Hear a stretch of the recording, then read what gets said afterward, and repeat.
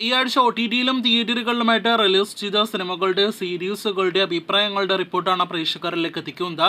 മലയാളത്തിൽ നിന്നും ഇന്ന് രണ്ട് പ്രധാനപ്പെട്ട സിനിമകളാണല്ലോ തിയേറ്ററുകളിലെ മുൻനിര സിനിമകളായിട്ട് എത്തിയത്. അതിൽ ഒരു സിനിമയാണ് കുടുംബസ്ത്രീയും കുഞ്ഞാടും. ധ്യാനിന്റെ വർഷങ്ങൾക്ക് ശേഷം പോലെ ഒരു വൻ വിജയത്തിന് ശേഷം തിയേറ്ററുകളിലേക്ക് എത്തിയ സിനിമ അറിഞ്ഞിട്ടും ആരും തന്നെ സിനിമ അറിഞ്ഞിട്ടില്ല എന്നാണ് നാം മനസ്സിലാക്കുന്നത്. സിനിമയുടെ അണിയറ പ്രവർത്തകരുടെ ഷോയിൽ നിന്നുള്ള അഭിപ്രായങ്ങൾ മാത്രമേ ലഭ്യമായിട്ടുള്ളൂ. അത് പതിവ് ക്ലീഷേ പോലെ തന്നെ പോസിറ്റീവ് അഭിപ്രായങ്ങളാണ് വന്നിരിക്കുന്നത്. അതല്ലാതെ ഒരു നിരൂപകരും സിനിമയുടെ അഭിപ്രായങ്ങൾ പുറത്തുവിട്ടിട്ടില്ല എന്ന് പ്രത്യേകം അറിയിച്ചുകൊള്ളട്ടെ. അതായത് പടം കാണാൻ പോലും ആളില്ല എന്ന് ഇതിൽ നിന്ന് അർത്ഥം. അന്യഭാഷാ സിനിമ സീരീസുകളിലേക്ക് വരികയാണെങ്കിൽ ഇന്ന് ബോളിവുഡിൽ നിന്നും റിലീസ് ചെയ്തിരിക്കുകയാണ് മിസ്റ്റർ ആൻഡ് മിസ്സസ് മഹി എന്ന സിനിമ. രാജ്കുമാർ റാവു, ജാൻവി കപൂർ തുടങ്ങിയവർ പ്രധാന റോളുകളിലെത്തിയ സിനിമ ഒരു സ്പോർട്സ് റൊമാൻറ്റിക് എന്റർടൈനർ വിഭാഗത്തിൽ പെടുന്ന സിനിമയാണ്. ചിത്രം പ്രതീക്ഷിച്ചതുപോലെ തന്നെ പോസിറ്റീവ് അഭിപ്രായങ്ങൾ എല്ലായിടത്തു നിന്നും നേടിയെടുത്തിരിക്കുകയാണ്. മികച്ചൊരു FT കളക്ഷൻ എല്ലാം തന്നെ സിനിമ നേടിയെടുക്കുമെന്നാണ് ബോളിവുഡ് ട്രാക്കേഴ്സ് പുറത്തുവിടുന്ന റിപ്പോർട്ട്. എന്തായാലും നല്ലൊരു കളക്ഷൻ സിനിമ നേടിയെടുക്കട്ടെ എന്ന് ആശംസിക്കാം. ഇന്ന് തെലുഗു സിനിമ ഇൻഡസ്ട്രിയിൽ നിന്നും തിയേറ്ററുകളിലേക്ക് എത്തിയ സിനിമ GOG അഥവാ ഗ്യാങ്സ് ഓഫ് ഗോദാവരി എന്ന സിനിമയാണ്.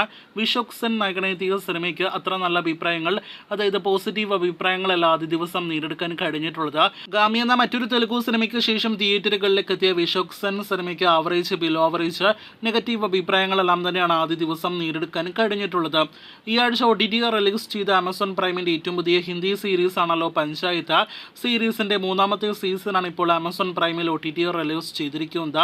ഒരു സമയത്ത് ലോക്ക്ഡൌൺ കാലഘട്ടത്തിലെല്ലാം തന്നെ നമ്മുടെ കേരളത്തിൽ പ്രശസ്തി നേടിയെടുത്ത ഒരു സീരീസ് കൂടിയായിരുന്നു പഞ്ചായത്ത്. ഇപ്പോഴത്തെ മൂന്നാമത്തെ സീസണും അഭിപ്രായങ്ങളിലെ മാറ്റമൊന്നും തന്നെയില്ല. നല്ല അഭിപ്രായങ്ങൾ മൂന്നാമത്തെ സീസണും നേടിയെടുത്തിരിക്കുകയാണ്. ആദ്യ രണ്ട് സീസണുകൾ കൂടുതൽ കോമഡി രംഗങ്ങൾക്കെല്ലാം തന്നെയാണ് പ്രാധാന്യം നൽകിയതെങ്കിൽ മൂന്നാമത്തെ സീസൺ കോമഡിയോടൊപ്പം തന്നെ ഇമോഷണൽ സീൻസിനും പ്രാധാന്യം നൽകുന്നുണ്ട്.